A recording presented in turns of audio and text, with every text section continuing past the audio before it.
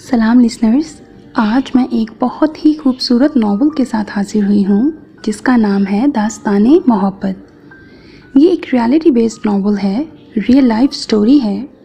इसमें एक किरदार है फैसल। ये एक ऐसा किरदार है जो आपको हंसाएगा भी, जो आपको रुलाएगा भी। इन शॉर्ट ये किरदार आपके दिलों को जीत लेगा। साथ के साथ मैं राइटर सारा कय्यूम को भी अप्रिशिएट करना चाहूँगी, क्योंकि एक्चुअल राइटर वही होता है कि जिसके अल्फाज में इतनी तासीर हो कि वो पढ़ने वाले को, सुनने वाले को अपने अल्फाज में जकड़ ले। ये नावल मैंने पहली बार आज ही रिकॉर्डिंग के दौरान पढ़ा है और मैं इस नावल को स्किप नहीं कर पाई। मीन्स कि मैंने एक ही सिटिंग में इस नावल को कंप्लीट किया। टोटल इसके 3 एपिसोड्स बनाए हैं और मैं डेली इसी टाइम पर एपिसोड अपलोड करती जाऊंगी। इस नावल को पूरा सुनने के बाद आप मुझे अपनी राय ज़रूर दीजिएगा कि आपको ये नावल कैसा लगा। और अगर आपको वाकई मेरी ये काविश पसंद आए तो आप प्लीज़ मुझे इनकरेज कीजिएगा। और आप कैसे मुझे इनकरेज कर सकते हैं, आप इस नावल को, मेरे चैनल को अपने दोस्तों के साथ भी शेयर कीजिएगा। जो मज़ीद नावल लवर्स हैं आपकी फैमिली एंड फ्रेंड्स में, उनको सजेस्ट कीजिएगा। That's the only kind of support and encouragement which I want from your side. Thank you so much. Dastane मोहब्बत अज़ सारा कय्यूम। अतिया की आँख खुली तो उनके दिल की धड़कन इस कदर तेज़ थी कि सांस लेने में भी दुश्वारी हो रही थी। कैसा अजीब ख्वाब देखा था उन्होंने। जुनैरा ने उठकर पानी पिया। उसके हलक में कांटे पड़ रहे थे। उसने साइड टेबल पर रखा फ़ोन उठाकर देखा। 3:30 बजे थे। वो जानती थी कि वो अब सो नहीं पाएगी। फैसल ने सुबह का हल्का सा उजाला आसमान पर फैलते देखा। उसके होंठों पर मुस्कुराहट आ गई। वो ज़ेरे लब गुनगुनाने लगा। बड़ी गलती की है, आदिल को मंगनी के बगैर अमेरिका भेज दिया। 2 साल हो गए शादी पर जोर देते, किसी तरह हाथ नहीं आता ये लड़का। दादी ने मायूसी से सर हिलाया। और जो हाथ आने को दिलो जान से तैयार है उसे आप लोग लिफ्ट नहीं करवाते। फैसल कोने से बोला। चुप कर, बूट पॉलिश कर, तू अपने बड़ों की बातों में दखल नहीं देते। दादी ने उसे झिड़का। एक तो अल्लाह घर में सबसे छोटा किसी को ना करे, जितने मर्जी बड़े हो जाओ रहोगे छोटे ही। वो सर झटक कर बुड़बुड़ाया। ए अतिया, ज़रा पता तो कर, किसी गोरी के साथ शादी तो नहीं कर बैठा।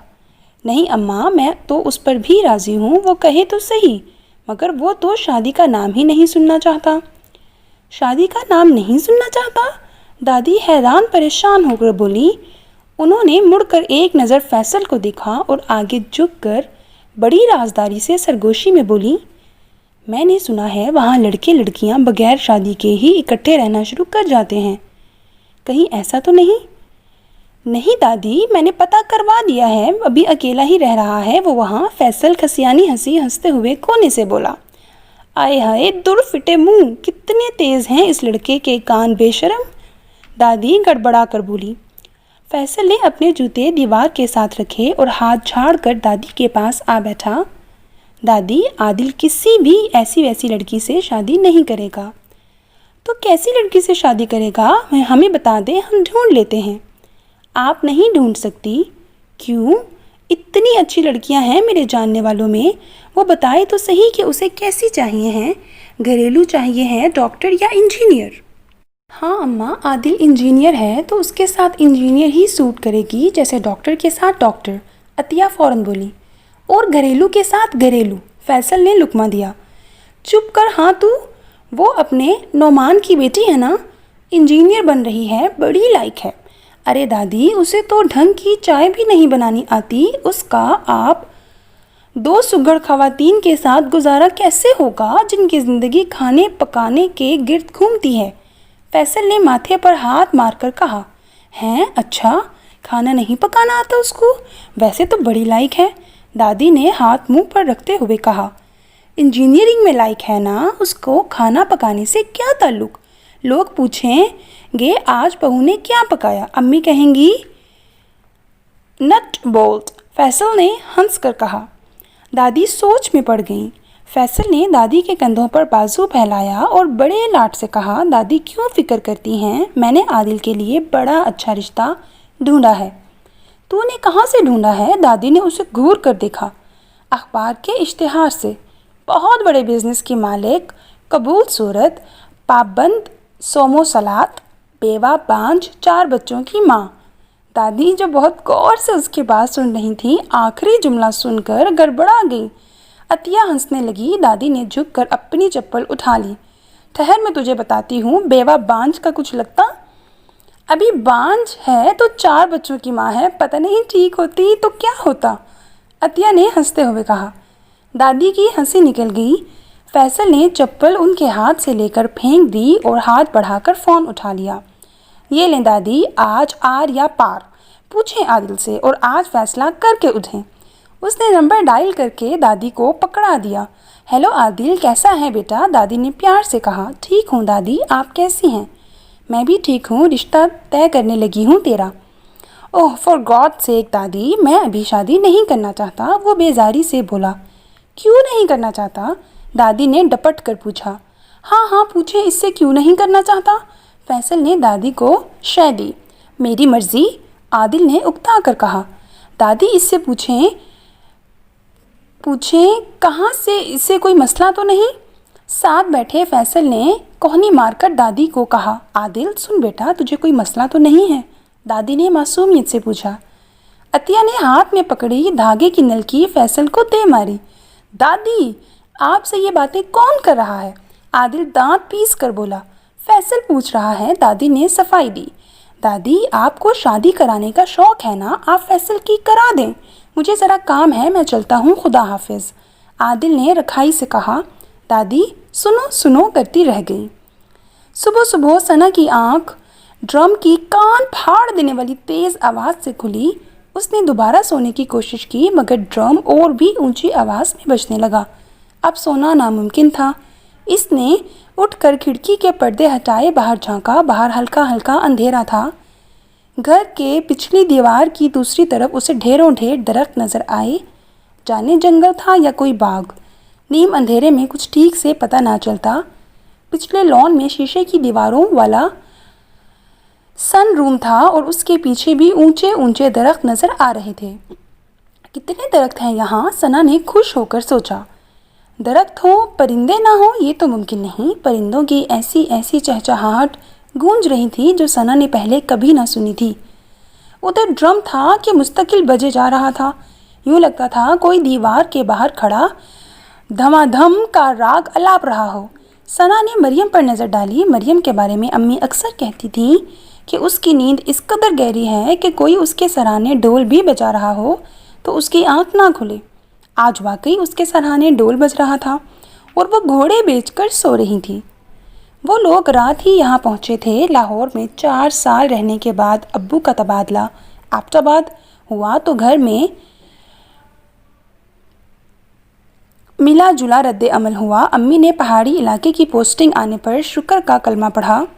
انہیں گرمی بہت لگتی تھی۔ مریم کو اپنی پڑھائی کی فکر تھی۔ ثنا برف باری دیکھنے کے اشتیاق میں خوش تھی تو چھوٹا علی دوستوں سے بچھڑنے کے خیال سے منہ بسوڑ رہا تھا۔ صرف ابو تھے جو غیر جانبدار تھے، جہاں بھی غم روزگار لے جائے۔ ڈرم بجنے میں تیزی آ چکی تھی۔ مریم نے کسمسانا شروع کر دیا۔ ثنا نے دروازہ کھولا اور لاؤنج میں چلی آئی۔ وہاں ڈھیروں کارٹن اور سوٹ کیسز کے بیچوں بیچ امی کھڑی تھی۔ یہ کیا ہو رہا ہے امی؟ ثنا نے پوچھا۔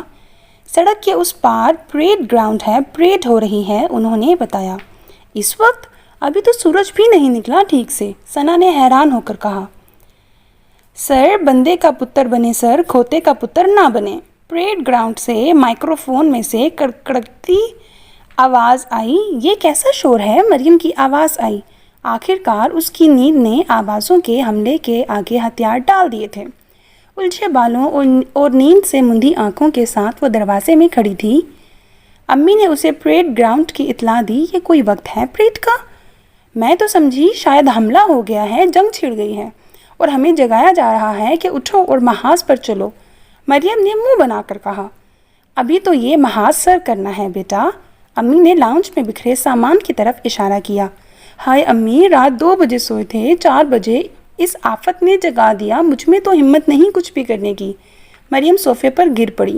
چلو اچھا ہی ہوا، ساری پیکنگ کھلنے والی پڑی ہے، میں تمہیں اٹھاتی رہتی تو نہیں اٹھنا تھا، اب اٹھ گئی ہو تو ناشتہ کر کے کام شروع کرو۔ دوپہر میں سو جانا، امی نے مسکرا کر کہا۔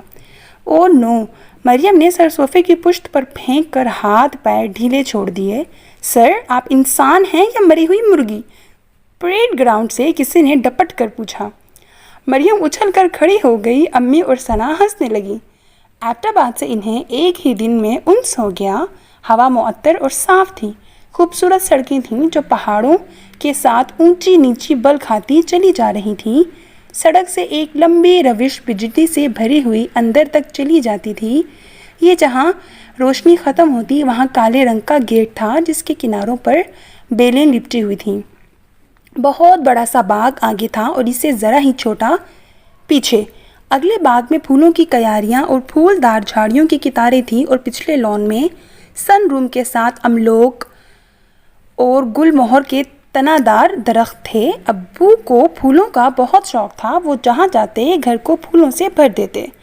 یہاں آ کر بھی امی اندر کی صفائی ستھرائی اور سیٹنگ میں مشغول ہوئیں اور ابو نے باغ اور برآمدے کو پھولوں کے گملوں اور بیلوں سے سجا دیا۔ سرخ اینٹوں کا گھر، پھولوں سے لدا باغ، ثنا کو یوں لگتا وہ کسی پریوں کی کہانی میں سجے گھر میں رہتی ہے۔ اس پریوں کی کہانی والے گھر میں ایک دیو بھی تھا، پریڈ گراؤنڈ کا چیختا چنگھاڑتا دیو۔ یوں تو ابو کی جب بھی پوسٹنگ ہوتی تھی وہ لوگ نئے شہر کے کینٹ میں ہی رہتے تھے، مگر پریڈ گراؤنڈ کی ہمسائیگی سے پہلی مرتبہ واسطہ پڑا تھا۔ یوں لگتا تھا جیسے سورج اور فوجی شرط باندھ کر نکلتے تھے۔ ادھر سورج طلوع ہوتا، ادھر فوجی نمودار ہوتے۔ اوپر سورج کا سفر شروع ہوتا، نیچے فوجیوں کی لیفٹ رائٹ۔ دھما دھم ڈرم بجتے، کبھی کبھی کوئی ترانہ بھی لگا دیا جاتا۔ صبح کی نیند تو جو گئی سو گئی۔ دوپہر کو ذرا آنکھ لگتی تو پریڈ گراؤنڈ سے للکار آتی، اے مرد مجاہد جاگ ذرا۔ صوبیدار صاحب جو پریڈ انچارج تھے پھوں پھوں منہ سے لگائے کتاریں سیدھی کراتے، قدم درست کرواتے، پیٹ اندر، کندھے سیدھے، سر اونچا، اور جو کوئی بیچارہ ان احکام سے ذرا روگردانی کرتا اسے بڑے ادب سے ڈانٹا جاتا۔ سر، بندے کا پتر بنے سر، کھوتے کا پتر نہ بنے۔ پہلے دن جب ثنا، مریم اور علی ابو کے ساتھ چہل قدمی کو نکلے تو سورج ڈوب چکا تھا۔ ایبٹ آباد کی سہانی شام خوشبو سے مہکتی اتر رہی تھی۔ پریڈ گراؤنڈ خاموش ہو چکا تھا۔ وہ گھر سے نکل کر سڑک پر آئے تو ٹھٹک کر رک گئے۔ پریڈ گراؤنڈ سے باہر سڑک کے کنارے چھوٹے سے نالے کے پاس ڈھیروں نوجوان گرد میں اٹے بوٹ اور وردیاں پہنے آڑے ترچھے پڑے تھے۔ قریب جا کر دیکھا تو تقریباً سب کے سب سو رہے تھے۔ کسی کا سر کسی کے جوتوں پر تھا تو کسی کا دھڑ نالے میں پڑا تھا۔ صوبیدار صاحب ہاتھ میں پھونپھوں لیے جھک کر ان کا معائنہ کر رہے تھے۔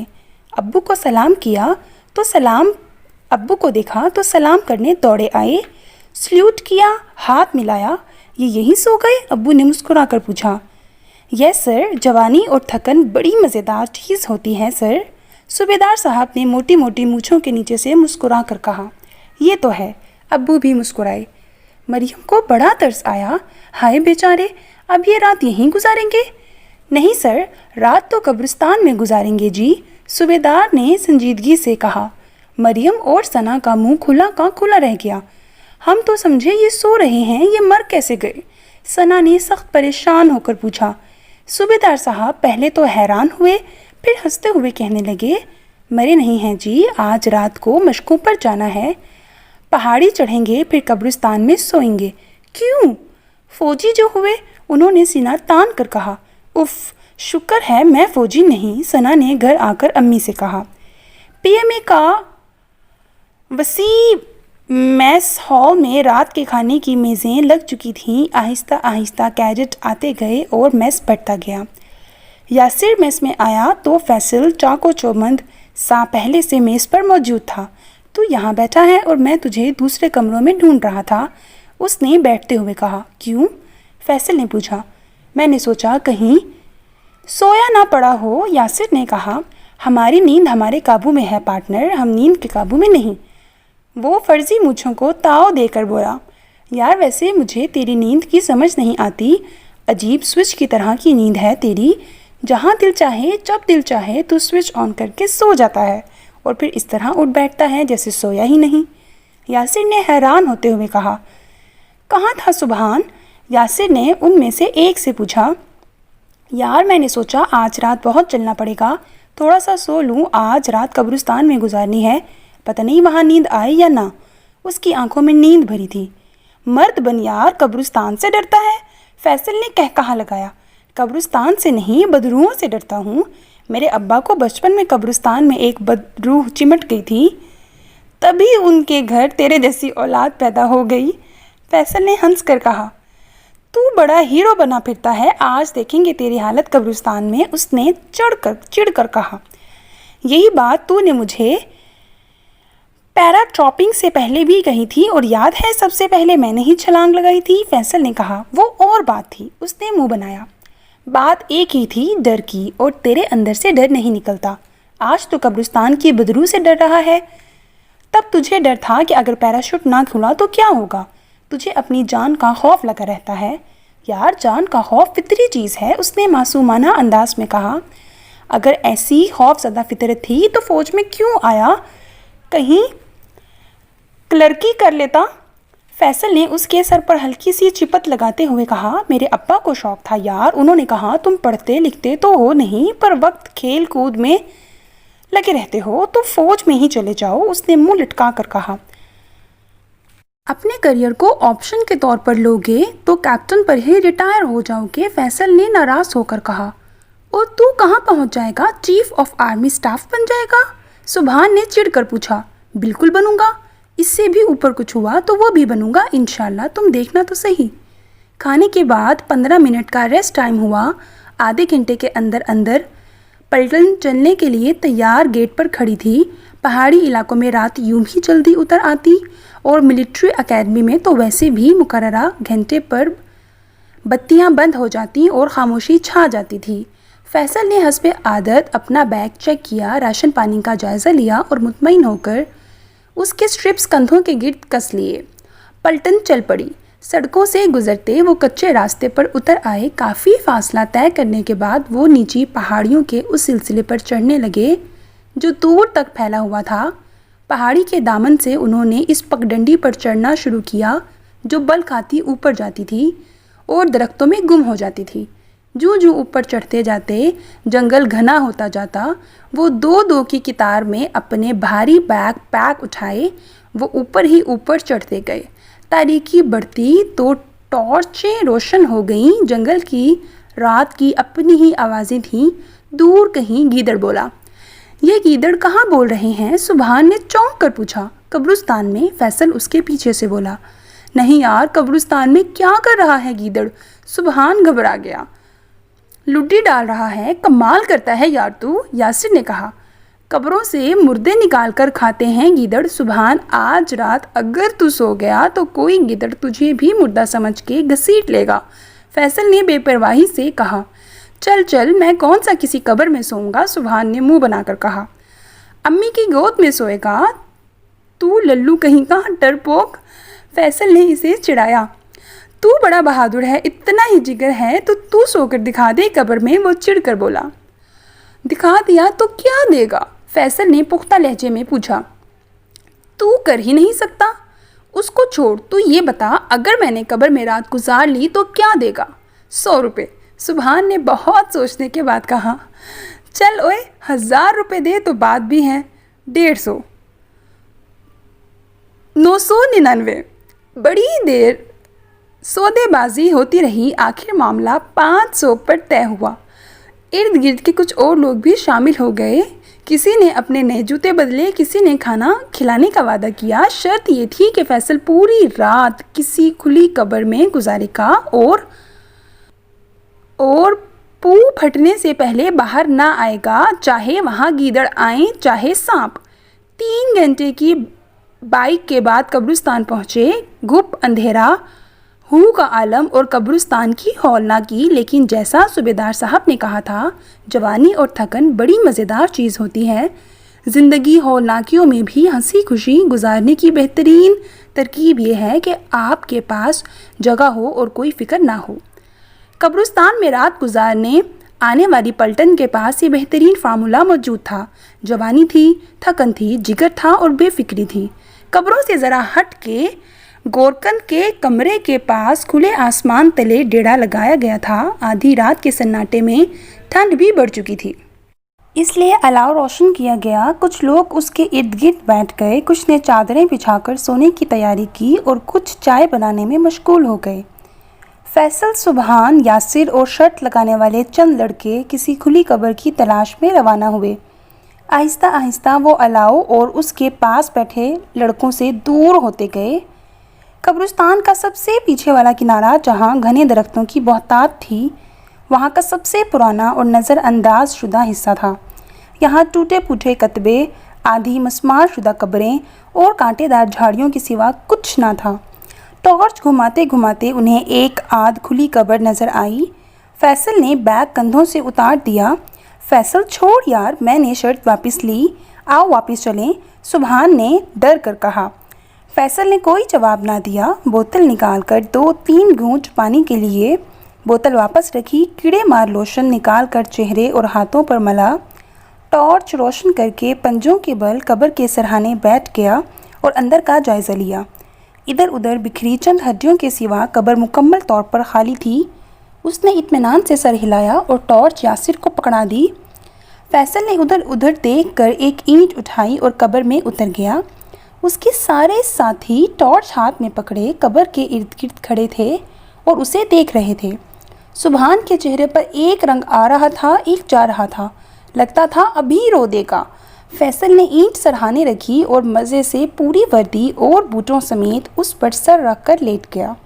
اس کے ساتھی اب بھی دم بخود کھڑے اسے دیکھ رہے تھے۔ بتیاں بجھا دو، روشنی میں نیند نہیں آتی مجھے، فیصل نے آنکھیں موندے مسکرا کر کہا۔ گورکن کے حجرے کے پاس چلتے الاؤ تک پہنچتے پہنچتے سبحان کے پیٹ میں سخت مروڑ اٹھنے لگے۔ آخری 1 گز کا فاصلہ اس نے بھاگ کر طے کیا اور لوٹا اٹھا کر درختوں کے پیچھے دوڑ گیا۔ ساری رات اس نے اسی طرح کاٹی، پلک سے پلک نہ جڑی۔ باقی سب لوگ سو گئے تو وہ بیچارہ لوٹا لیے درختوں کے گرد چکر کاٹتا رہا۔ ساری رات روشن رہنے سے اس کی ٹارچ کی بیٹری صبح سے پہلے ہی ختم ہو گئی۔ ادھر پو پھٹی، ادھر ان کے کیمپ میں ہلچل مچی۔ ادھر ادھر سے لوگ اٹھنے لگے، منہ ہاتھ دھونے اور ناشتہ بنانے کی تیاریاں شروع ہوئیں۔ سبحان نے یاسر کو جھنجھوڑ کر اٹھایا۔ یاسر نے اس کا چہرہ دیکھا تو حیران رہ گیا۔ ابے تجھے کیا ہوا؟ اس نے پوچھا۔ فیصل، سبحان کے منہ سے سرسراتی آواز نکلی۔ یاسر ہنسا۔ یہ کس بیماری کا نام ہے؟ لیکن پھر سبحان کی شکل دیکھ کر وہ سنجیدہ ہو گیا۔ ہاں یار، چل اس کا پتہ کریں، کوئی سانپ وانپ بھی نہ کاٹ گیا ہو۔ انہوں نے پچھلی رات ساتھ جانے والے ساتھیوں کو اٹھایا اور قبرستان کے اس حصے کی طرف تیز قدموں سے چل پڑے جہاں فیصل کو چھوڑ آئے تھے۔ جھاڑیاں اور قبریں پھلانگتے وہ وہاں پہنچے۔ گھنے درختوں کی وجہ سے وہاں اب بھی نیم اندھیرا تھا۔ فیصل، یاسر نے قبر کے قریب پہنچ کر آواز دی۔ کوئی جواب نہ آیا۔ انہوں نے اپنی ٹارچیں روشن کیں اور دل میں ہزاروں وسوسے لیے قبر کے اندر جھانکا۔ اندر فیصل اسی طرح لیٹا تھا جس طرح وہ اسے کل چھوڑ گئے تھے۔ اس کی آنکھیں بند تھیں اور اس کے سینے پر ایک چھوٹا سا بلاؤ بیٹھا بغور اس کے چہرے کو دیکھ رہا تھا۔ فیصل، یاسر نے تشویش سے آواز دی، مگر فیصل میں کوئی حرکت نہ ہوئی۔ میرا خیال ہے مر گیا ہے، ایک لڑکے نے رائے ظاہر کی۔ فیصل، اب کہ یاسر چلایا۔ ہاں، فوراً ہی زوردار کڑکتی آواز میں جواب آیا۔ فیصل نے آنکھیں کھولی۔ چند لمحے وہ اور ننھا بلاؤ ایک دوسرے کی آنکھوں میں آنکھیں ڈالے دیکھتے رہے، پھر فیصل نے ایک ہاتھ مار کر اسے اپنے سینے سے گرا دیا۔ یاسر نے ہاتھ بڑھایا۔ فیصل نے مسکرا کر اسے دیکھا، پھر اس کا ہاتھ تھامنے کی بجائے قبر کے کناروں پر ہاتھ رکھ کر اپنے آپ کو اٹھایا۔ باہر آ کر اس نے وردی جھاڑی اور سبحان کے سامنے ہاتھ پھیلا کر بولا، نکال میرے 500 روپے۔ سبحان چند لمحے آنکھیں پھاڑے اسے کھڑا دیکھتا رہا، ایسے جیسے کسی بھوت کو دیکھ رہا ہو، پھر یکدم بڑھ کر اس سے لپٹ گیا۔ عادل تم سے ناراض ہے، زنیرہ نے کیک اس کے آگے رکھتے ہوئے کہا۔ کیوں، میں نے کیا کہا؟ فیصل نے حیران ہو کر پوچھا۔ وہ کہتا ہے تم نے دادی کو اس کی شادی کے بارے میں اکسایا۔ میں نے کہاں اکسایا؟ فیصل کندھے اچکاتے ہوئے بولا۔ وہ یہ بھی کہتا ہے کہ تم نے دادی کو اس سے فضول سوال پوچھنے کا کہا۔ زنیرہ نے بات کاٹی۔ اللہ خوش رکھے میرے بھائی کو۔ فضول سوال کے جواب میں اس نے دادی سے کہا کہ آپ فیصل کی شادی کر دیں۔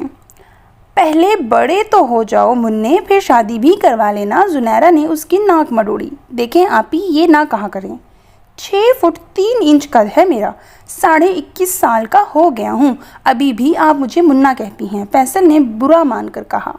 21.5 سال؟ تم 91 سال کے بھی ہو جاؤ تو بھی میرے منّے ہی رہو گے۔ زنیرہ ہنس پڑی۔ کدھر پھنس گیا یار؟ ادھر والدہ محترمہ فرماتی ہیں کہ فیصل تیری تو بھویں بھی سفید ہو جائیں گی تب بھی میں تجھے گود میں بٹھا کر ماتھا چوما کروں گی۔ ادھر آپی صاحبہ نے منا بنائے رکھنے کی قسم کھا رکھی ہے۔ وہ بڑبڑایا۔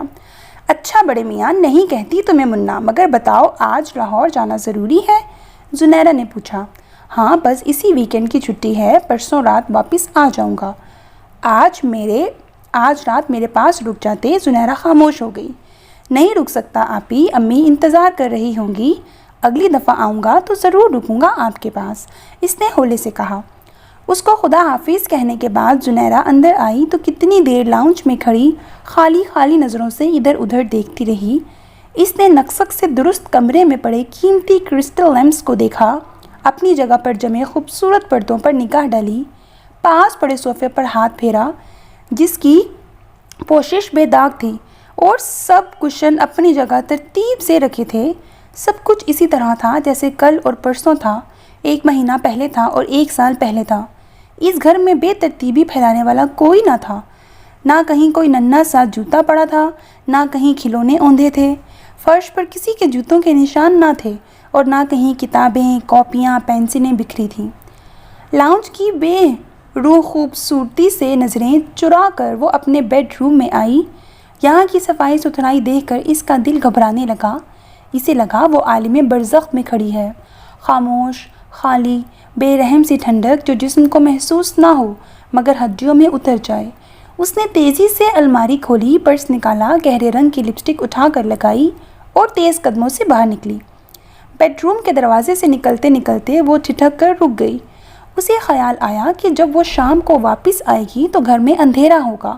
سارا گھر ادھر ادھر گھومنے پھرنے، شاپنگ اور دوستوں سے دل بہلانے کے بعد جب وہ خالی اور اندھیرے گھر میں داخل ہو کر بتیاں روشن کرے گی تو اس کا یہ ڈپریشن پہلے سے 10 گنا بڑھ جائے گا جس سے وہ اس وقت فرار چاہ رہی ہے۔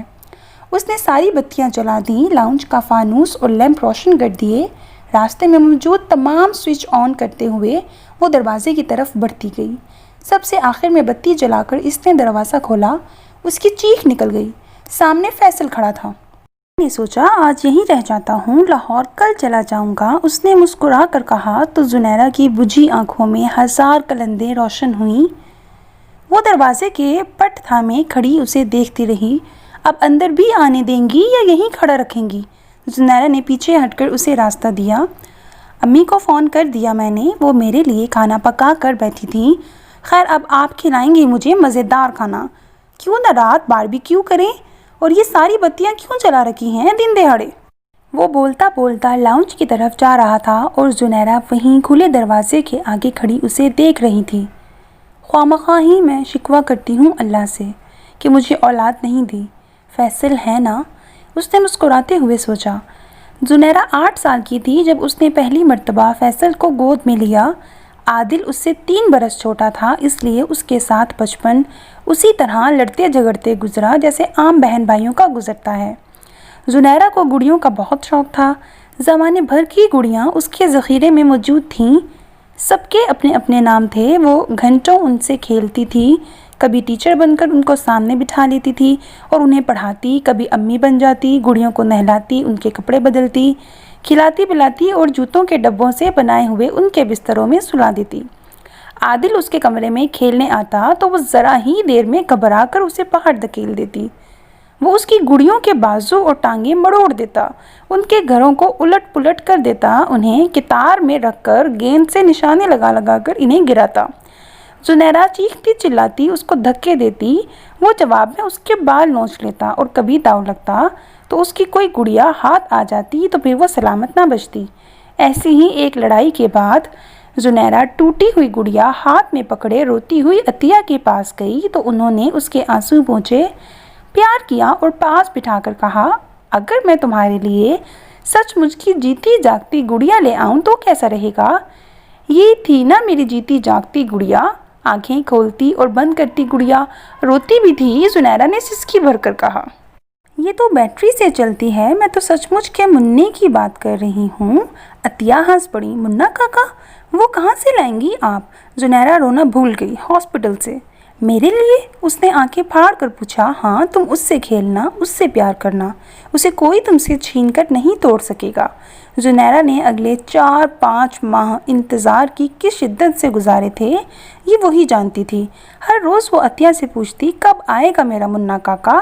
اور جب وہ آ گیا تو خوشی کے مارے وہ ناچنے لگی، میرا منا آ گیا، میرا بیبی آ گیا، وہ ایک ایک کو بتاتی۔ جب فیصل کو گھر لا گیا تو سب سے پہلے اسے زنیرہ نے گود میں لیا۔ اسے لے کر وہ اہتمام سے صوفے پر بیٹھ گئی اور جب عادل نے اشتیاق کے مارے آگے بڑھ کر اسے دیکھنے کی کوشش کی تو اس نے مالکانہ استحقاق سے فیصل کو سینے سے بھینچ لیا۔ میرا بیبی ہے، خبردار جو تم نے ہاتھ لگایا۔ یہ تو دوسری ماں ہے فیصل کی، اکثر عطیہ ہنس کر کہتی۔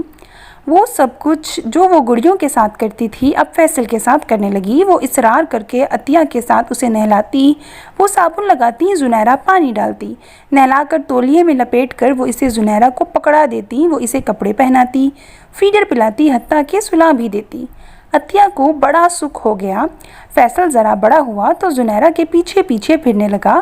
وہ اسے اپنی گڑیوں کے بیچ بٹھا کر اس کے ساتھ گھر گھر کھیلتی، ٹیچر بن کر اسے پڑھاتی، امی بن کر اسے جھوٹ موٹ کے اسکول بھیجتی، اپنی گڑیوں کے چھوٹے چھوٹے برتنوں میں اسے فرضی کھانا کھلاتی۔ فیصل کے لیے اس کے اصول عادل سے بالکل مختلف تھے۔ وہ اس کے برتن یا گڑیاں توڑ بھی دیتا تو وہ حرف شکایت زبان پر نہ لاتی۔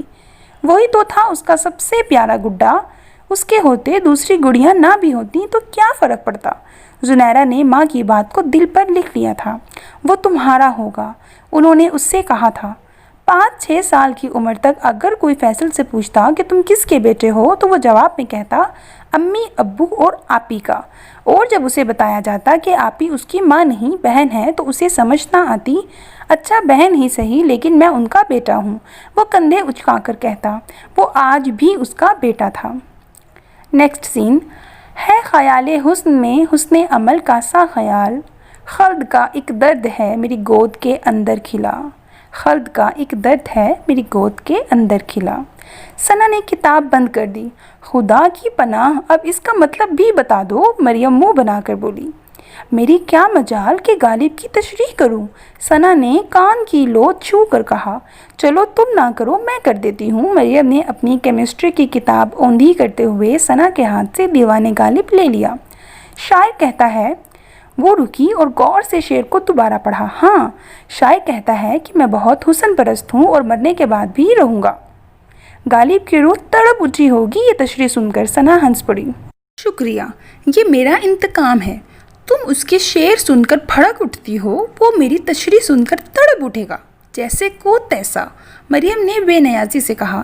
ٹھہرو میں تمہیں سمجھاتی ہوں۔ ثنا نے اس کے ہاتھ سے دیوان غالب لیا۔ مہربانی مجھے معاف رکھو اپنے غالب سے۔ کل تم مجھے شیکسپیئر سمجھانے لگی تھی، آج غالب پڑھانے لگی ہو، کل ان کی باری آ جائے گی۔ وہ جو ایک روتے دھوتے منہ بسورتے صاحب تھے، کیا نام تھا ان کا؟ کون سا درد؟ ثنا نے ہاتھ جوڑتے ہوئے کہا۔ درد دل؟ اس نے سوچتے ہوئے کہا۔ نہیں۔ درد جگر؟ نہیں بھائی، ان کی بیماری کا نہیں، ان کا نام تھا، ان کا اپنا نام تھا، کچھ سر درد قسم کا۔ میر درد؟ اس نے چٹکی بجاتے ہوئے کہا۔ ہاں وہی۔ توبہ ہے، جس شخص کا نام ہی درد ہو وہ خود کتنا دردناک ہوگا۔ شاعر حساس ہوتے ہیں، درد مند، ہمدرد، مہربان۔ ثنا نے ہاتھوں کو بلند کرتے ہوا میں لہراتے ہوئے کہا۔ صرف حسینوں کے ساتھ ہی کیوں ہوتے ہیں درد مند، ہمدرد اور مہربان؟ کبھی بدصورتوں پر عاشق ہو کر دکھائیں۔ شاعری اور حسن پرستی کا چولی دامن کا ساتھ ہے۔ پھر تو تمہیں بھی شاعر ہونا چاہیے تھا۔ ہاں، بیوٹی بہت متاثر کرتی ہے مجھے، قدرت میں، الفاظ میں۔ ثنا ہنس پڑی۔ اور انسانوں میں؟ ثنا نے تائید کی۔ کتنا فالتو وقت ہے تمہارے پاس، اس لیے کہا تھا فائن آرٹس مت پڑھو، سائنس پڑھتی تو زندگی میں کوئی ڈھنگ کا کام کرتی یا خوابوں خیالوں کی باتوں سے دل نہ لگاتی جیسے میں ہوں، پریکٹیکل، لاجیکل اور عقل مند۔ ثنا مسکرائی۔ اچھا ہے دل کے پاس رہے پاسبان عقل، لیکن کبھی کبھی اسے تنہا بھی چھوڑ دے۔ مریم نے ٹھنڈا سانس بھرا اور کیمسٹری کی کتاب چہرے کے آگے کر لی۔ نیکسٹ سین۔ یاسر کمرے میں آیا تو جوش سے اس کا چہرہ سرخ ہو رہا تھا۔ کمرے میں فیصل، سبحان اور ایک اور کیڈٹ حیدر بیٹھے گپ شپ میں مشغول تھے۔ اٹھو جوانوں، وقت شہادت ہے آیا، یاسر چلایا۔ جلدی بول، کس کو شہید کرنا ہے؟ حیدر اس سے بھی بڑھ کر جوش سے بولا، جینٹل مین کیڈٹ عبد الودود۔ یاسر نے جیب سے کاغذ نکالا۔ اوئے ہوئے ہوئے مولوی، سبحان نے گھبرا کر کہا۔ کرتوت سن لے پہلے، مولوی کے لو لیٹر لکھ رہا ہے کسی لڑکی کو، یاسر ڈپٹ کر بولا۔ او تیری خیر، ہم سے تو بہادر ہی نکلا، حیدر نے ہنس کر کہا۔ پوری بات بتا، فیصل نے کہا۔ یار میرا ایک دوست ہے، اس کی منگنی پر یہ گیا تھا، کسی طرح وہاں اس کی منگیتر کی ایک سہیلی پر اس کا دل آ گیا، اسے ایک محبت بھرا خط لکھ مارا اس نے۔ یاسر نے بتانا شروع کیا۔ لڑکی کیا کہتی؟ فیصل نے پوچھا۔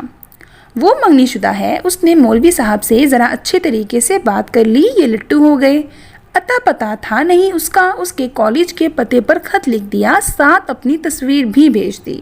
اس بیچاری کی پیشی ہو گئی پرنسپل کے سامنے۔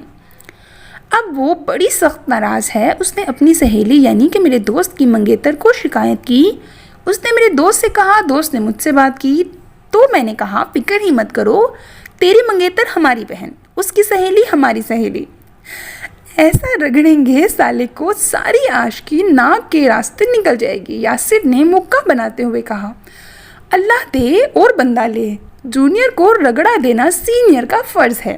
چاروں نے جتھا بنا کر عبد الودود کے کمرے پر چھاپا مارا اور اسے برآمد کر لیا۔ بیچارہ سچ مچ عبد الودود نکلا، محبت سے گندھا ہوا، عاجزی اور انکساری کا پیکر، میٹھا بول، تمسخر سے پاک، چھوٹا سا لڑکا، نئی نکلی ہوئی داڑھی، لیکن یہ وقت ترس کھانے کا نہیں تھا۔ اسے مارچ کراتے ہوئے وہ گراؤنڈ میں لے آئے۔ وہ بیچارہ پہلے ہی سینئرز کو دیکھ کر گھبرا گیا تھا۔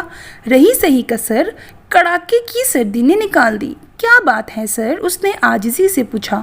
ابھی بتاتے ہیں بیٹا، سائمہ اظہر، طالبہ فلاں college for women, 3rd year کو خط آپ نے لکھا تھا؟ مکرنا مت، ہم نے خط بھی دیکھ لیا ہے اور اس کے اندر بھیجی گئی تصویر بھی، یاسر نے کہا۔ اوئے تو نے تصویر کیوں بھیجی؟ چھچھندر کی اولاد، بہت حسین سمجھتا ہے تو اپنے آپ کو؟ حیدر نے پوچھا۔ نہیں سر، اس نے سر نیچے کر کے کہا۔ نہیں سر کا کیا مطلب؟ خط نہیں لکھا تو نے؟ فیصل نے ڈپٹا۔ وہ تو لکھا تھا جی، میرا مطلب ہے میں اپنے آپ کو بہت حسین نہیں سمجھتا، اس نے بہت پر زور دے کر کہا، لیکن حسین سمجھتا ضرور ہے۔ سبحان نے بے یقینی سے اسے دیکھا۔ تجھے معلوم ہے یہ لڑکی کون ہے؟ کزن ہے میری، یاسر نے ڈانٹا۔ میں نے کوئی غلط بات نہیں لکھی، بس اپنی پسند کا اظہار کیا ہے، اس نے لجاجت سے کہا۔ اظہار کے بچے، تجھے شرم نہیں آئی لو لیٹر لکھتے، وہ بھی کالج کے پتے پر؟ گھر کا پتہ مانگنے کے لیے ہی تو لکھا تھا تاکہ اپنے گھر والوں کو اس کے گھر بھیج سکوں، اس نے سادگی سے کہا۔ کس لیے؟ سبحان نے حیران ہو کر پوچھا۔ نکاح کے لیے سر، وہ شرما کر بولا۔ اوئے اگ تو جا پہلے زمین سے، اماں کی گود سے نکل کر سیدھا نکاح پڑھائے گا؟ سبحان کی حیرت برقرار تھی۔ کمینے میں کراتا ہوں تیرا نکاح، کپڑے اتار اپنے، یاسر نے ڈانٹ کر کہا۔ جی سر، اس نے بھونچکا کر کہا۔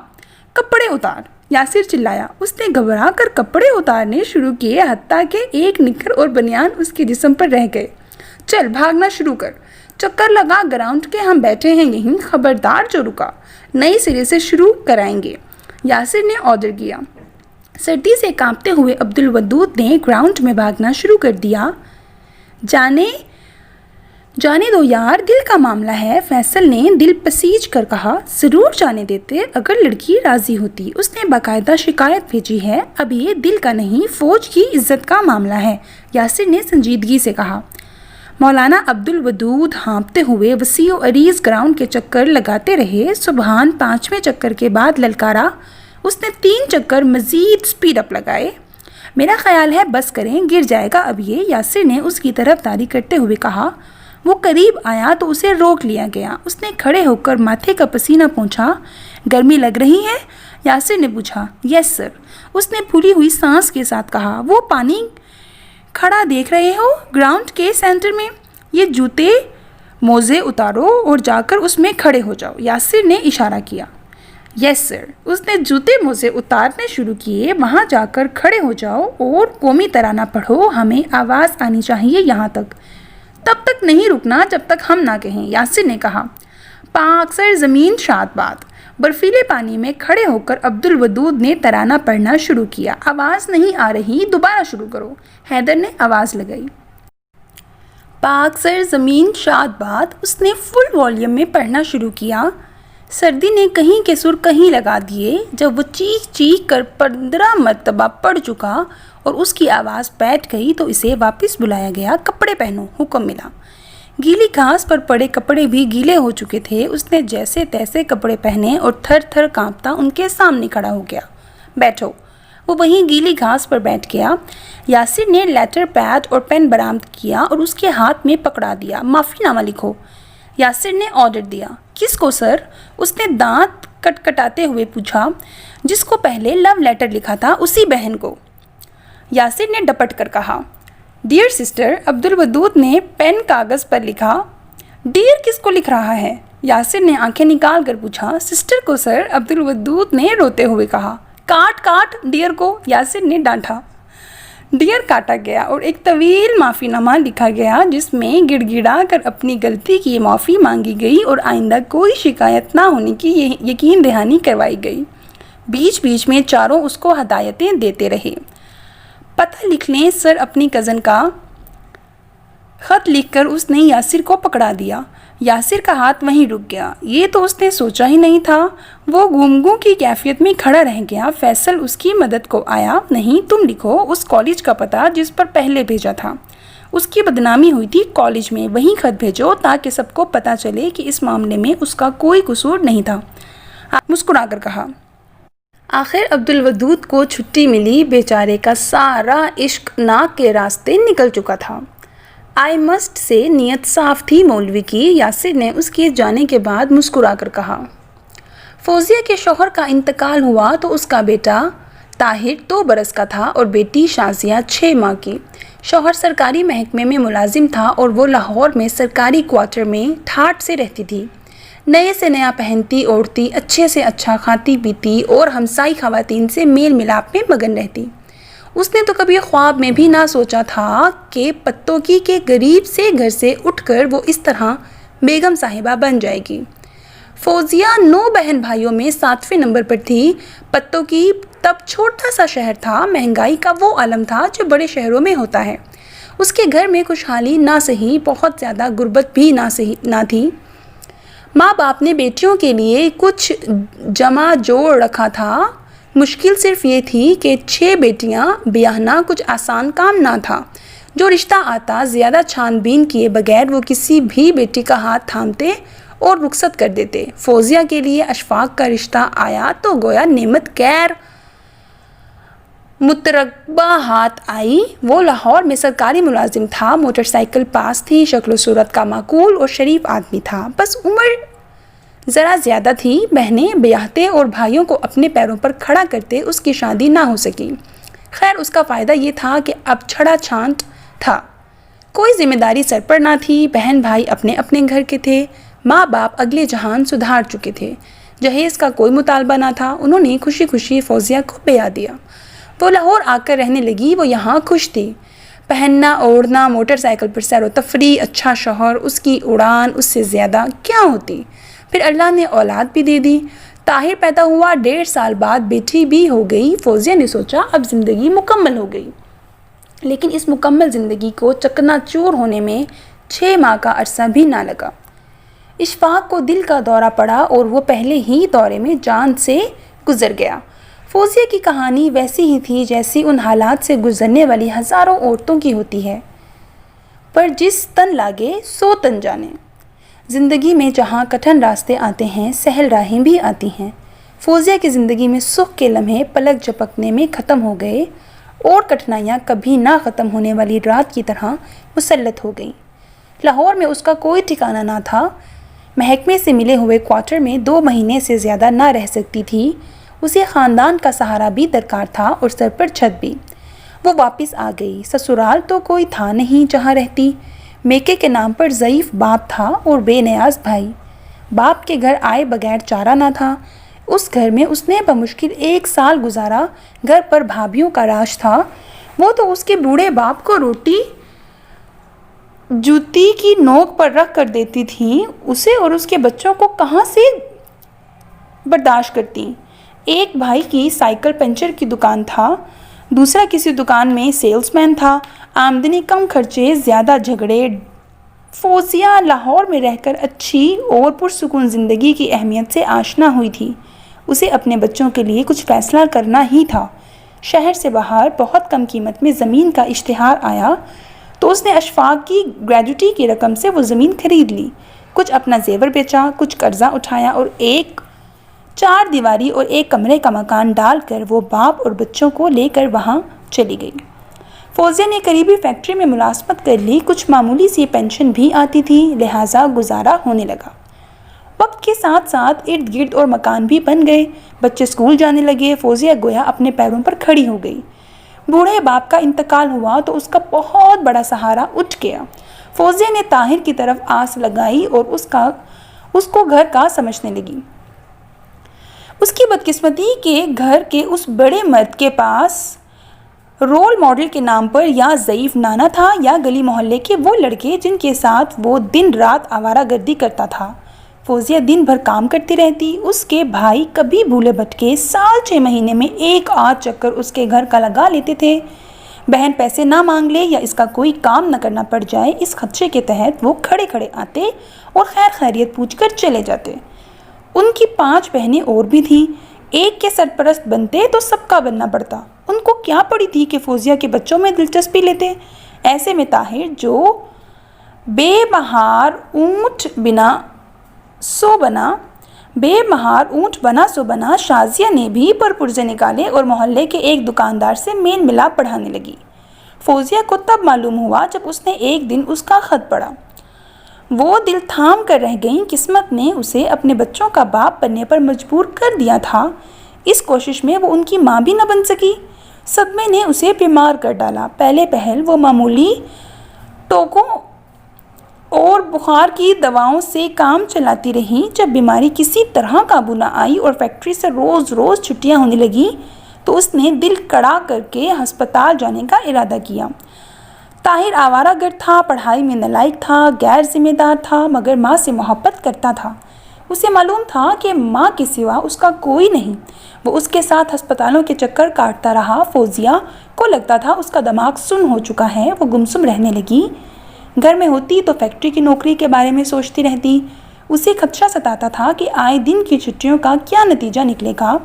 اگر وہ صحت مند نہ ہوئی تو کہیں فیکٹری سے اس کی چھٹی نہ کر دی جائے۔ وہ اپنی سوچوں میں غلطاں تھیں۔ گھر سے باہر نکلتی تو دھیان شازیہ کی طرف لگا رہتا۔ وہ کیا کرتی ہوگی؟ خط لکھتی ہوگی یا اس دکاندار سے ملنے چلی گئی ہوگی؟ کہیں اسے گھر ہی نہ بلا رکھا ہو۔ شازیہ کو اس نے سمجھایا بجھایا، ڈرایا دھمکایا، مگر اس سے زیادہ کیا کرتی؟ ڈر کے مارے اس نے اس بات کا تذکرہ طاہر سے نہ کیا تھا۔ طاہر نوجوان تھا، کہیں جذباتی ہو کر کوئی غلط قدم اٹھا بیٹھتا تو وہ اس واحد سہارے کی آس سے بھی جاتی۔ وہ اندر ہی اندر گھلتی رہی اور اس جلنے کڑنے کا نتیجہ اس رپورٹ کی صورت میں سامنے آیا جو ڈاکٹروں نے اسے مشینوں کے اندر ڈالنے کے بعد لکھی۔ اسے بریسٹ کینسر تھا۔ فوزیہ کو لگا وہ جیتے جی مر گئی ہو۔ گھر میں 2 وقت کی روٹی کے لالے پڑے تھے۔ لاکھوں کا بندوبست وہ کہاں سے کرتی؟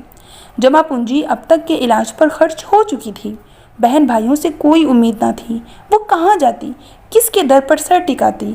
کہتے ہیں مصیبت اکیلی نہیں آتی۔ اس کے گھر میں مصیبت اکیلی نہیں آئی تھی، اپنے ساتھ ایک رحمت بھی پسلا لائی تھی۔ طاہر بدلنے لگا۔ ماں کی بیماری نے اس کے پیروں تلے زمین نکال دی۔ وہ ماں کو فاقے کاٹتا، درد سے تڑپتا دیکھتا تو رونے لگتا۔ 17 سال کی عمر تک اسے ہر دھوپ سے بچانے والی چھاؤں آج سکڑ رہی تھی۔ محبت بھی کیا عجیب چیز ہے، ایسی طاقتور، کایا پلٹ دے، ولی کو گناہ گار کر دے، گناہ گار کو ولی۔ وہ طاہر جو غیر ذمہ دار اور آوارہ گر تھا اب ماں کے لیے بھاگ دوڑ کرنے لگا۔ ایک دکان پر معمولی سی تنخواہ پر سیلز مین بھرتی ہو گیا۔ ایف اے فرسٹ ایئر کو اور نوکری بھی کیا ملتی؟ آدھا دن دکان پر گزارتا، آدھا دن ماں کو لیے ہسپتالوں کے چکر کاٹتا۔ فوزیہ کے علاج کی کوئی صورت نظر نہیں آتی تھی کیونکہ اس کے پاس پھوٹی کوڑی نہ تھی۔ ڈاکٹروں نے اسے لاہور جانے کا مشورہ دیا۔ کینسر ہسپتال میں اس کا علاج زکوٰۃ سے ہو سکتا تھا۔ اسے کچھ ڈھارس بندھی۔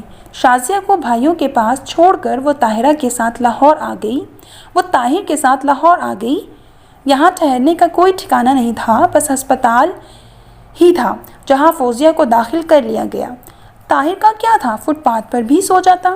فوزیہ ہسپتال کا کھانا کھا لیتی، طاہر کسی مخیر کے دیے ہوئے پر گزارا کرتا ورنہ بھوکا ہی رہتا۔ آپریشن سے ایک رات پہلے اس نے مصلے پر بیٹھ کر صرف ایک دعا مانگی۔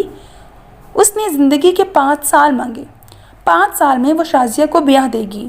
طاہر اپنے پیروں پر کھڑا ہو جائے گا، پھر بھلے وہ مر جائے۔ اس زندگی کی اسے ایسی کچھ چاہ بھی نہ تھی کہ سالوں جیے جانے کی کوشش کرتی۔ فوزیہ کا آپریشن ہوا، اس کی قسمت یہاں اچھی نکلی۔ ڈاکٹروں نے کامیابی کی خوشخبری سنائی۔ فوزیہ ابھی ٹھیک سے سکھ کا سانس بھی نہ لے پائی کہ اس خوشخبری کا دوسرا حصہ اسے بتایا گیا۔ اسے ہسپتال سے چھٹی دی جا رہی تھی کیونکہ بستر کم تھے، مریض زیادہ۔ ڈاکٹروں نے یہ بھی بتا دیا کہ 1 مہینے تک ہر ہفتے کم از کم 2 مرتبہ چیک اپ کے لیے آنا پڑے گا۔ اب کیا ہوگا؟ ان کے پاس تو واپس جانے کا کرایہ تک نہ تھا۔ ہسپتال میں ہی فوزیہ کو ایک عورت ملی جس کا شوہر اشفاق کے محکمے میں ملازم تھا۔ اس نے فوزیہ کو راہ سمجھائی کہ وہ محکمے کے دفتر جائے اور پتہ کرے کہ پرانے ملازم کی بیوہ کو علاج معالجے کی مدد میں کچھ رقم مل سکتی ہے یا نہیں۔ شاید محکمے کی پالیسی میں بیوہ کے لیے کچھ سہولت ہو، نہ بھی ہو تو شاید افسر ہی کچھ امداد کر دیں۔ آپریشن کے فوراً بعد فوزیہ کی حالت کہیں آنے جانے کی نہ تھی۔ وہ کچھ سنبھلی تو اسے ڈسچارج ہونے کا سندیسہ ملا۔ اسپتال سے نکل کر وہ طاہر کے ساتھ سیدھا محکمے کے دفتر پہنچی۔ اشفاق کے ساتھ کے پرانے ملازموں اور افسروں کے ساتھ کے صرف چند لوگ ہی بچے تھے۔ انہوں نے ہمدردی کے ساتھ اس کی تمام باتیں سنی۔ اشفاق کی ملازمت کا ریکارڈ بھی نکال لیا گیا۔ دفتر میں اتنی دیر بیٹھنا پڑا کہ فوزیہ کی حالت غیر ہونے لگی۔ معاملہ تھا کہ سلجھ کر نہ دیتا تھا۔ کلرک اس کی درخواست کاغذوں کے پلندے میں دبائے افسر کے کمرے کے اندر باہر آتا جا رہا تھا۔ آخر اسے افسر کے کمرے میں بلایا گیا۔ ہانپتی کانپتی فوزیہ پھولا سانس اور زرد رنگت لیے طاہر کے سہارے بڑے افسر کے کمرے میں پہنچی۔ انہوں نے ہمدردی سے اسے بٹھایا، پانی پلایا اور ندامت سے اسے بتایا کہ محکمہ اس کی کوئی مدد نہیں کر سکتا۔ پرانے ملازموں کی بیواؤں کو پینشن ملتی تھی مگر اس کے علاوہ اور کسی مد میں ان کو فنڈ جاری نہیں کیے جا سکتے۔ فوزیہ مایوسی سے سنتی رہی۔ طاہر اس کی کرسی کے پیچھے سر جھکائے کھڑا تھا۔ افسر کے کمرے میں کچھ اور لوگ بھی تھے، اسے ان کے کام بھی نپٹانے تھے۔ اپنی بات کر کے اس نے فوزیہ کو وہیں بیٹھا چھوڑا اور خود دوسرے لوگوں کی طرف متوجہ ہو گیا۔ فوزیہ کچھ دیر کسی اور حوصلہ افزا بات کے انتظار میں بیٹھی رہی، پھر مایوس ہو کر اٹھ کھڑی ہوئی۔ طاہر اسے سہارا دے کر باہر لایا اور دونوں درخت کے نیچے پرانے بینچ پر بیٹھ گئے۔ فوزیہ پسینے پسینے تھی۔ طاہر گھبرا کر اسے پنکھا جھلسنے لگا۔ فوزیہ کے منہ سے آواز نہ نکلتی تھی اور طاہر کے پاس کہنے کو کچھ نہ تھا۔ بڑی دیر وہ دونوں وہیں بیٹھے رہے، اپنے کاموں میں مصروف، ادھر ادھر آتے جاتے لوگوں کو پتھرائی ہوئی آنکھوں سے دیکھتے رہے۔ پھر ایک شخص اندر سے نکلا اور آ کر ان کے پاس کھڑا ہو گیا۔ بی بی آپ کو کہاں جانا ہے؟ اس نے نرمی سے پوچھا۔ فوزیہ خالی نظروں سے اسے دیکھے گئی۔ اس کا ذہن بالکل خالی سلیٹ بن چکا تھا۔ ایک بے حسی سی تھی جو اس کے حواس پر طاری تھی، وہ بے حسی جو نا امیدی کی انتہائی شکل ہے، جو مشکلوں اور مصائب سے ٹوٹے انسان پر اپنے پنجے گاڑ کر اس کے ہاتھ پاؤں باندھ دیتی ہے۔ پتوں کی، طاہر نے جواب دیا۔ اس شخص نے طاہر کو اشارے کے ساتھ آنے کو کہا اور اسے لے کر فوزیہ سے ذرا ہٹ کر کھڑا ہو گیا۔ ہلکی آواز میں دونوں کچھ بات چیت کرنے لگے۔ فوزیہ نے اسے دیکھا۔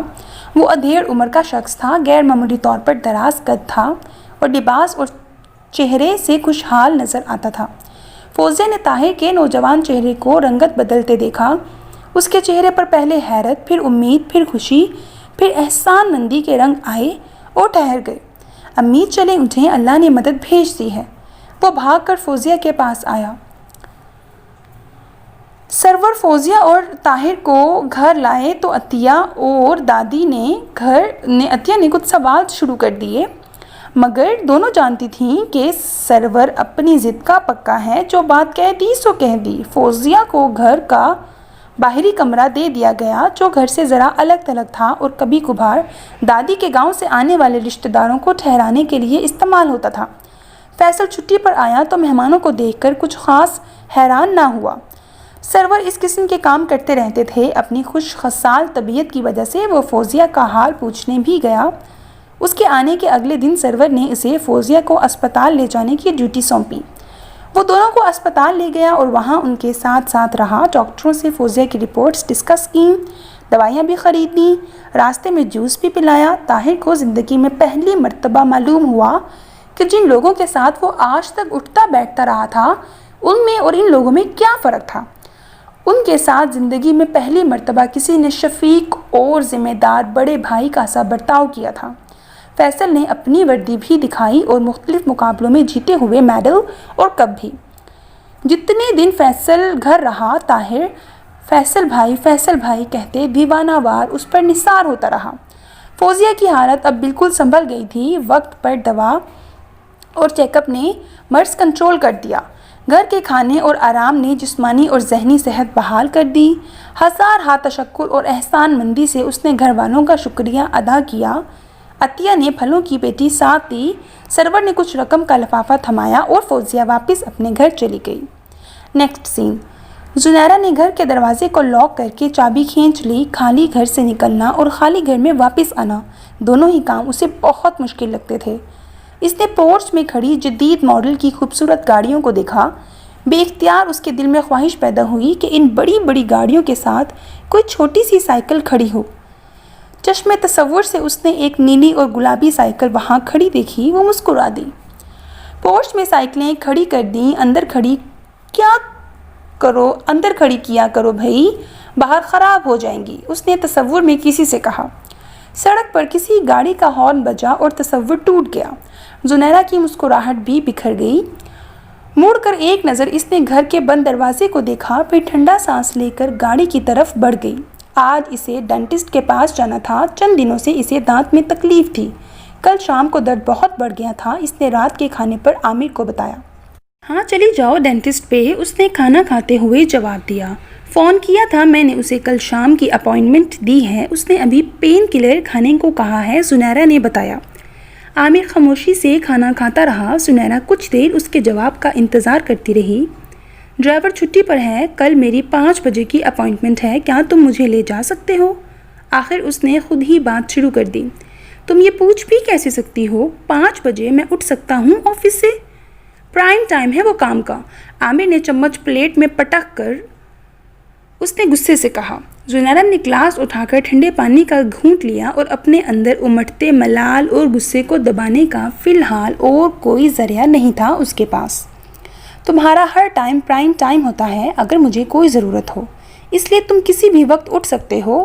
زنیرہ کے اپنے لیے تم کسی بھی وقت اٹھ سکتے ہو۔ زنیرہ کے ضبط کے بندھن اب جواب دے گئے تھے۔ میرے کام ضروری ہوتے ہیں، تمہاری طرح نخرے نہیں کرتا میں عیش و عشرت میں بیٹھ کر، اس نے غصے سے کہا۔ میرا کام بھی ضروری ہے عامر، میں تکلیف میں ہوں، اکیلی ڈرائیو کر کے نہیں جا سکتی، اگر تم نہیں آ سکتے تو آفس سے مجھے کوئی ڈرائیور بھیج دو، اس نے تحمل سے کہا۔ نئی فرمائش، کل بہت ضروری ڈیلیوری ہے ایک کنسائنمنٹ کی، کوئی ڈرائیور فارغ نہیں ہے، عامر نے خفگی سے کہا۔ تو میں اس درد اور تکلیف کے ساتھ اکیلی جاؤں اور اکیلی واپس آؤں؟ زنیرہ کا تحمل بھرا جواب دینے لگی۔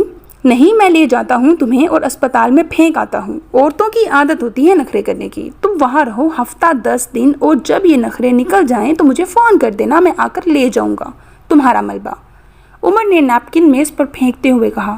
زنیرہ کا چہرہ سرخ ہو گیا۔ اسی وقت ملازمہ آ کر برتن اٹھانے لگی۔ زنیرہ نے کرسی دھکیلی اور کھڑی ہو گئی۔ مجھے چائے کا کپ دے جاؤ میرے کمرے میں، اس نے ملازمہ سے کہا۔ جی اچھا صاحب جی، آپ کے لیے بھی؟ ملازمہ نے کہا۔ نہیں، میں باہر جا رہا ہوں، رات کو دیر سے آؤں گا، عامر بے نیازی سے بولا۔ دانت کی تکلیف ایک عذاب کا پیش خیمہ ثابت ہوئی۔ چیک اپ پر معلوم ہوا کہ دانت ٹوٹ گئی ہے اور اس کی کرچیاں مسوڑے میں دھنس گئی ہیں۔ اسی وقت لوکل سرجری کی گئی۔ 2 گھنٹے میں نہ صرف وہ دانت نکالا گیا بلکہ ارد گرد کے دانتوں کی بھی سرجری ہوئی۔ زنیرہ کھڑی ہوئی تو اس کا سر چکرا رہا تھا۔ درد تھی کہ پین کلر انجیکشن سے بھی پوری طرح نہ گئی۔ اس حالت میں اس نے گاڑی کی چابی پکڑی اور گاڑی میں آ بیٹھی۔ بڑی دیر وہ پارکنگ میں بیٹھی ہمت جمع کرتی رہی۔ آخر اس نے گاڑی سٹارٹ کی اور پارکنگ سے نکال دی۔ سڑک پر لاتے ہی اس کا پہلا ایکسیڈنٹ ہوا۔ گاڑی دائیں طرف سے فٹ پاتھ پر رگڑ کھاتی چلی گئی۔ اوفو، پوری سائٹ پر ڈینٹ پڑ گیا تھا۔ اب عامر کی باتیں سننی پڑیں گی، زنیرہ نے کوفت سے سوچا۔ دوسرا ایکسیڈنٹ مین روڈ پر ہوا۔ رکشے کو بچانے کی کوشش میں اس کی گاڑی سائٹ پر کھڑی وین سے ٹکرا گئی۔ اس نے گھبرا کر ریورس کی تو ایک موٹر سائیکل سوار ریورس ہوتی گاڑی کے پیچھے آ گیا۔ گاڑی اس سے ٹکرائی اور وہ نیچے گر گیا۔ زنیرہ کو وہ نظر ہی نہ آیا تھا۔ اس نے مکہ لہرا کر اسے ڈانٹنے کی کوشش کی، تب اسے احساس ہوا کہ اس کے حواس کام نہیں کر رہے۔ زبان 2 من کی محسوس ہو رہی تھی اور دماغ سن ہوا جا رہا تھا۔ اسے فلموں میں دیکھے گئے وہ کردار یاد آئے جو نشے میں دھت لڑکھڑاتے پھرتے تھے۔ شاید ڈاکٹر نے اسے کوئی ایسی نیند آور دوا دی تھی جو اس کے حواس مفلوج کر رہی تھی، یا پھر یہ بے ہوشی کی دوا کا اثر تھا۔ 20 کلومیٹر کی سپیڈ سے گاڑی چلاتی وہ 1 گھنٹے اور 4 ایکسیڈنٹس کے بعد گھر پہنچی۔ آخری دفعہ گاڑی اس نے گھر آ کر پورچ میں رکھے گملوں میں مار دی۔ گاڑی ٹیڑھی میڑھی کھڑی کر کے وہ باہر نکلی۔ پرس میں سے چابی ڈھونڈتے اور دروازے کا لاک کھولنے میں اسے مزید 15 منٹ لگے۔ اندر آ کر اس نے بتیاں جلائیں اور ملازمہ کو آواز دی۔ اس سے عامر کا پوچھا، وہ ابھی تک نہیں آیا تھا۔ اسے گرم دودھ لانے کا کہہ کر وہ کمرے میں چلی گئی۔ اس نے آئینے میں اپنا چہرہ دیکھا۔ اس کے پورے منہ پر سوجن تھی اور آنکھیں چندھیا رہی تھیں۔ دودھ کے ساتھ پین کلر کھا کر وہ سو گئی۔ 2 بجے کے قریب درد کی شدت سے اس کی آنکھ کھلی۔ اسے تیز بخار تھا۔ لیٹے لیٹے اس نے ہاتھ بڑھا کر لیمپ جلایا اور درد کی گولی پتے سے نکالی۔ پانی کے لیے نظر دوڑائی تو پانی کا گلاس خالی پڑا تھا۔ اس نے ڈریسنگ روم کی طرف نظر ڈالی، وہاں کی لائٹ آف تھی، یعنی عامر آج رات بھی گھر نہیں آیا تھا۔ زنیرہ نے کمرے میں پانی کی بوتل کی تلاش میں نظر دوڑائی۔ درد کی شدت اور بخار کی حدت نے اسے نڈھال کر دیا تھا۔ اس نے اٹھ کر کچن میں جانے اور پانی لانے کی ہمت نہ تھی۔ اس نے اٹھنے کی کوشش کی مگر نڈھال ہو کر پھر تکیے پر گر پڑی۔ اسے اپنی بے بسی، لاچاری اور تنہائی پر رونا آ گیا۔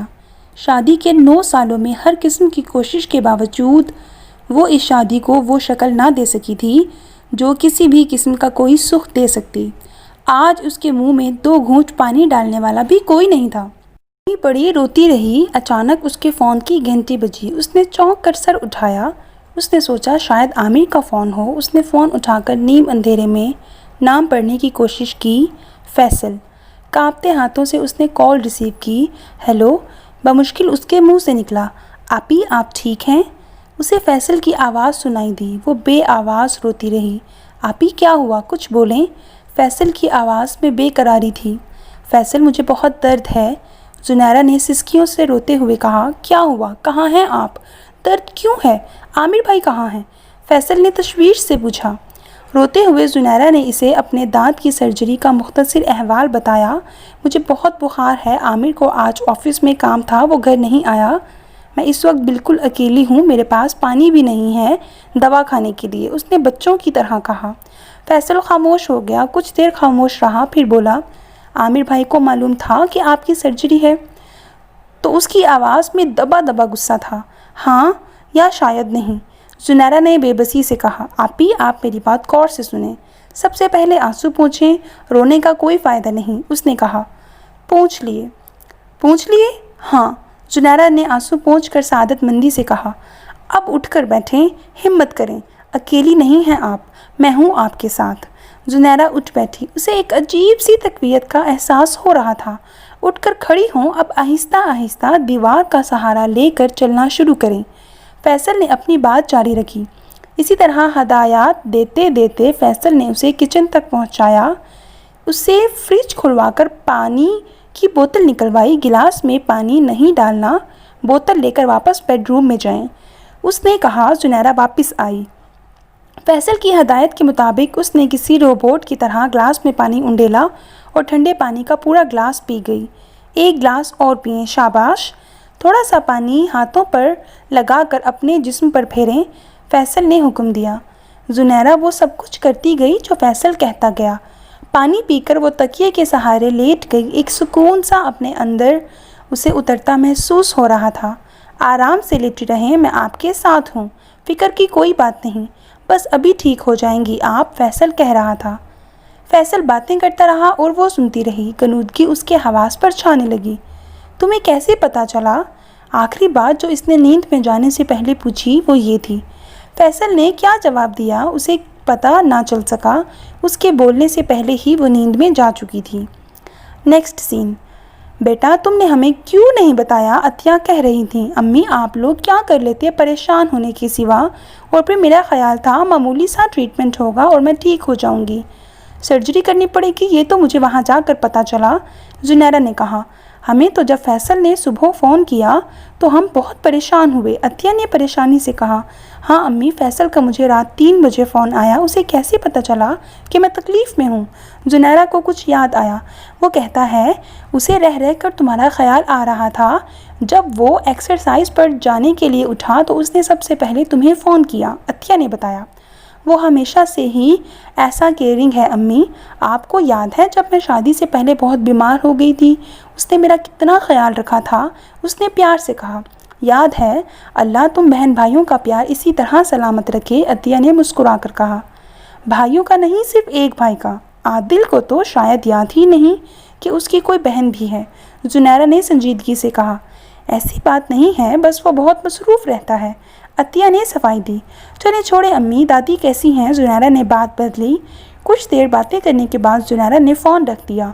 فون بند کیا ہی تھا کہ فیصل کی کال آنے لگی۔ کیسے ہو فیصل؟ زنیرہ نے پیار سے پوچھا۔ آپ کیسی ہیں؟ بخار اترا؟ دانت کا درد کیسا ہے؟ اس نے آپ پر زور دے کر پوچھا۔ بہتر ہوں، زنیرہ کا دل بھر آیا۔ عامر بھائی ہیں آپ کے پاس؟ اس نے پوچھا۔ نہیں، وہ آج کل ذرا مصروف ہیں، زنیرہ نے اپنے آنسو اندر اتار لیے اور مسکرانے کی کوشش کرتے ہوئے کہا۔ فیصل خاموش ہو گیا۔ میں بھی نہیں آ سکتا ابھی آپ کے پاس، کچھ دیر بعد اس نے جیسے کچھ سوچتے ہوئے کہا۔ نہیں نہیں، میں ابھی ٹھیک ہوں، ملازم ہیں میرے پاس، تم فکر مت کرو، زنیرہ جلدی سے بولی۔ کوئی پرابلم ہو تو مجھے کال کر دیجیے گا، فیصل نے کہا۔ ضرور فیصل، ضرور، زنیرہ کی آواز نم ہو گئی۔ جلدی سے ٹھیک ہو جائیں، میرے پاسنگ آؤٹ میں صرف 3 مہینے رہ گئے ہیں، آپ کے بغیر پاس آؤٹ ہونے سے انکار کر دوں گا میں، اس نے معصومانہ انداز میں کہا۔ آف کورس فیصل، میرے بغیر تم پاس آؤٹ ہو ہی نہیں سکتے، زنیرہ نے ہنس کر کہا۔ یار آپی، سارٹ آف آنر ملنے کی بڑی امید ہے، دعا کریں، اس نے دبے دبے جوش سے کہا۔ واقعی؟ ہائے اللہ، میں تو 100 نفل مانوں گی، زنیرہ کا دل خوش ہو گیا۔ کچھ دیر مزید گپ شپ کرنے کے بعد زنیرہ نے فون بند کر دیا۔ اس کا دل ہلکا پھلکا تھا، ہونٹوں پر مسکراہٹ تھی۔ میرا منا اتنا بڑا ہو گیا ہے، ماشاءاللہ، اس نے مسکرا کر سوچا۔ وہ فون ہاتھ میں لیے بیٹھی مسکرا رہی تھی۔ کتنی خود غرضی میں مبتلا رہتی ہوں، ماں باپ دور ہیں، ایک بھائی پوچھتا نہیں، شوہر بے قدرہ اور لاپرواہ ہے، اولاد سے محروم ہوں، لیکن ان سب محرومیوں کا مداوع اللہ نے مجھے فیصل کی شکل میں دے دیا ہے۔ یا اللہ تیرا لاکھ لاکھ شکر، یا اللہ تیرا کروڑ ہا شکر، اس نے دل ہی دل میں خدا کا شکر ادا کیا۔ نیکسٹ سین۔ ثنا نے اسکیچ بنا کر ایک نظر مسجد پر ڈالی اور رنگوں کا انتخاب کرنے لگی۔ وہ بڑی دیر سے الیاس مسجد کے سامنے گاڑی میں بیٹھی تھی۔ چشموں کے سنگم پر بنی ہوئی اس چھوٹی سی مسجد کا پانی بڑا مشہور تھا، صاف شفاف چشموں کا پانی۔ ڈرائیور پانی کے کینز بھر لایا۔ ثنا نے اپنی چیزیں سمیٹی۔ گھر کے برآمدے میں کوریئر سروس کا نمائندہ کھڑا تھا۔ ثنا نے اس سے لفافہ پکڑ کر خط دستخط کیے۔ امی، یہ ابو اور آپ کے نام آیا ہے۔ اندر آ کر اس نے لفافہ امی کو پکڑاتے ہوئے کہا۔ کیا ہے، کوئی دعوت نامہ لگتا ہے؟ مریم نے اشتیاق سے پوچھا۔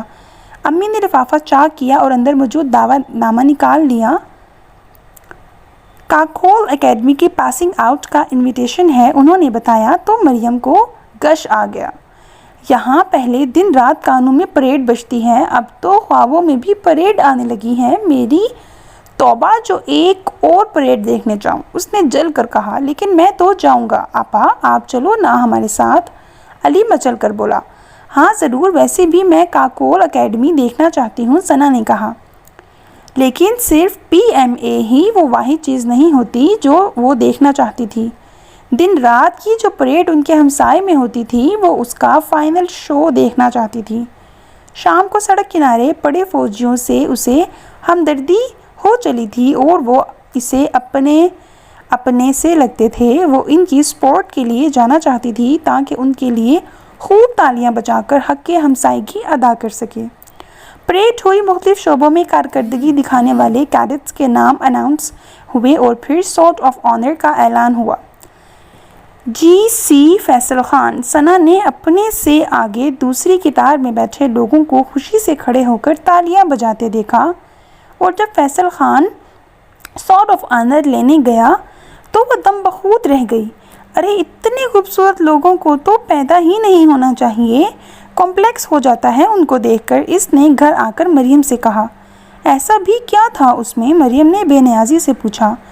واقعی بڑا ہینڈسم بچہ تھا، ماشاءاللہ، میں تو بعد میں اس سے ملی بھی تھی۔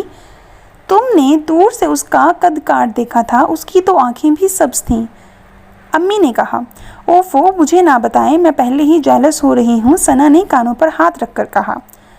اور تھا بھی بڑا تمیزدار اور نرم لہجے والا، مہذب خاندان کا لگتا تھا، اس نے تعریف کی۔ خیر ہمیں کیا، کون سا اس سے کبھی سامنا ہونا ہے جو ہم اس سے مروب ہوں، ثنا نے کندھے اچکا کر کہا۔ خیر تم تو یہ مت کہو، تم کسی سے کم تو نہیں، اگر کبھی سامنا ہو بھی گیا تو ہو سکتا ہے وہ بھی تم سے مروب ہو جائے، مریم نے کہا۔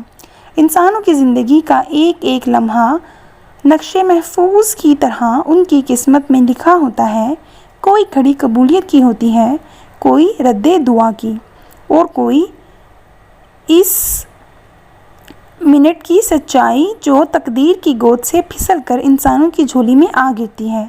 تقدیر انسان کی تدبیر پر مسکراتی ہے اور چپکے چپکے زندگی کی کہانی بنتی رہتی ہے، کبھی اس میں بہت سے پھندے ٹانگ دیتی ہے، کبھی جھٹکے سے دھاگا توڑ دیتی ہے۔